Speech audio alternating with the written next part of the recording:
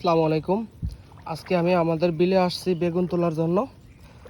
এই যে আমাদের বিলে আমরা মাটি দিয়ে উঁচু উঁচু করে, এই যে দেখেন এরকম মাটি দিয়ে উঁচু উঁচু করে আমরা বেগুন গাছ লাগিয়েছি। এখানে এখন বর্ষায় আপনার সুন্দর বেগুন ধরছে, অর্থাৎ এই যে আমি বেগুন তুলতে আসছি।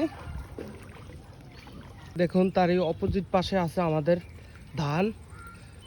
এই যে অনেক সুন্দর ধান হয়েছে। এই যে এই ধানের জাতটা হয়েছে আপনার বোরো ধান, এটাকে বলা হয় আমাদের ভাষায় বোরো ধান। প্রচুর পরিমাণে আবার ধান হয়েছে। এই যে অল্প একটু ধান করছি আমরা, জমিটা খালি ছিল তো। এখন দেখেন কি পরিমাণ ধান হয়েছে।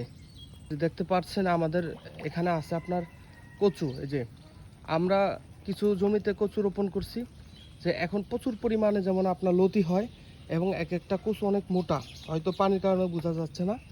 ঠিক আছে, যে অনেক সুন্দর কচু হয়েছে। আমরা এই কচু থেকে আপনার প্রচুর পরিমাণে লতি বিক্রি করে লাভবান হই, এবং এই কচুও বিক্রি করা যায়। আর কিছুদিন পরে আমরা এই কচুগুলো বাজারে বিক্রি করতে পারবো ভালো দামে। দেখতে পাচ্ছেন কি সুন্দর আপনার বেগুন ধরছে, প্রত্যেকটা গাছে আপনার সুন্দর বেগুন ধরা, অনেক সুন্দর বেগুন। প্রচুর প্রচুর পরিমাণে বেগুন ধরছে, কালো বেগুন। এই যে দেখেন, এই যে বেগুন।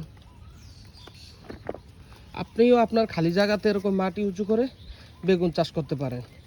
বেগুন 12 মাস ধরে, গাছ মরে না সহজে, পানিতেও গাছ মরে না। আপনি বেগুন চাষ করতে পারেন সুন্দর। এই যে দেখেন কি সুন্দর বেগুন, প্রায় 1 থেকে 1.5 কেজির মতো বেগুন আমি আজকে গাছ থেকে ছিঁড়েছি। এই যে দেখেন আমাদের ক্ষেতটা, বিভিন্ন ধরনের শাকসবজি আমরা এই খেতে করে থাকি।